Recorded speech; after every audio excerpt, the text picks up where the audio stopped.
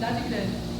Então, Daí só que distribuir aos poucos. sim, mas a diferença aqui é assim, você faz uma quantidade da mesma comida. Aqui você pode ter 20 mesas e cada mesa tem uma coisa. Entendi. Né? Cada mesa pode pedir por unidade, então aí tem que, cabeça tem que dar um color, né? Essa é a diferença, mas o resto é que assim, eu vou mais ou menos assim, dentro, eu fiz um vídeo no posto do aqui, então lá a gente já tinha os pratos, então lá saía várias coisas assim, tinha os cardápios ali, o pessoal escolhia, eu já tinha que estar preparando lasanha, só que já era pronto. Não, mas aqui a lasanha já vai deixar pronta, né, Gaúcho? Não, vai ficar tudo pronto congelado. Isso, aí só descongela e assa. Mais ou menos isso. Arroz, por exemplo, já faz um punhado e vai servindo, vai.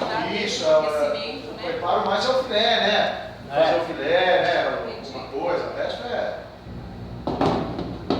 Mesmo escondidinho você já vai deixar pronto, né? Isso. A gente pega o jeitinho.